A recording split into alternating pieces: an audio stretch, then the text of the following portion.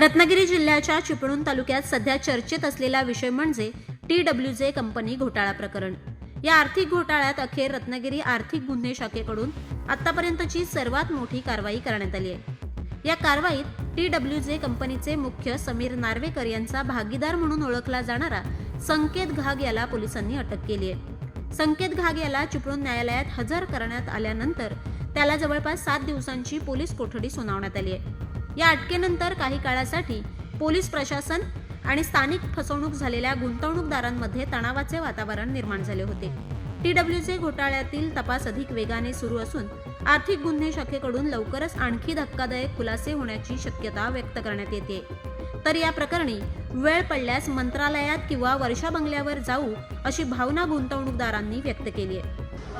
अटक केली, चांगलं केलंय, पण त्याला चांगल्या पद्धतीने शिक्षा व्हायला पाहिजे असं वाटतं आणि त्याच्याकडे बऱ्याच गोष्टींची इन्फॉर्मेशन आहे जी पोलिसांनी त्याच्याकडनं काढली पाहिजे असं वाटतं। कोणत्या इन्फॉर्मेशन आहे? जसं की हा जो स्कॅम त्यांनी केलाय तो कशा पद्धतीने केलाय, पैसा त्यांनी कुठे इन्व्हेस्ट केलाय किंवा जो शेवटचा जो 4-5 महिन्यामध्ये जो पैसा युटिलाइज त्यांनी तो कुठे केलाय त्याच्याबद्दलची सगळ्यात मोठी जी काय इन्फॉर्मेशन आहे ती संकेत घागकडेच आहे। कारण हा समीर नार्वेकरचा खूप जवळचा मित्र म्हणू शकतो किंवा समीर नार्वेकर हा त्याला सख्या पार्टनरशिप मध्ये। तर त्याच्यामुळे पोलिसांनी आता फक्त योग्य ती कारवाई करून काय असेल ती यांना शिक्षा देण्यासाठी प्रयत्न केला पाहिजे। अजूनही मुख्य आरोपी फरार आहे, त्या संदर्भात काय?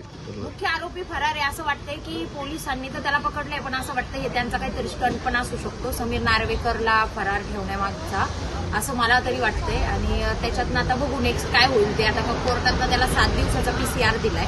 7 दिवसानंतर परत कोर्टात जेव्हा तारीख येईल तेव्हा पण आम्ही जाऊन बघू काय नेमकं पुढची काय त्यांची ऍक्शन राहणार आहे। राज्याचे गृहराज्यमंत्री आणि मुख्यमंत्री उद्या चिपळूणमध्ये आहे, त्याच पार्श्वभूमीवरती सर्वात मोठी कारवाई मानली जाते। उद्या कोणत्याही प्रकारचं निवेदन त्यांच्याजवळ देणार आहात? आम्ही त्यांच्या सभेत जाऊन त्यांना निवेदन देण्याचा प्रयत्न करू। जर त्यांनी घेतलं तर ठीक आहे, नाही तर त्यांना आम्ही तसे पण 1000 मेल करून झालेत, पण त्याचा एक पण रिप्लाय त्यांनी दिलेला नाहीये। उद्या जर त्यांनी परत आपल्यासोबत तसंच केलं तर मग आम्ही नेक्स्ट त्यांच्या एक तर वर्षा बंगल्यावर जाऊ किंवा मग मंत्रालयात जाऊन त्यांच्या समोर काय असेल ते मांडू।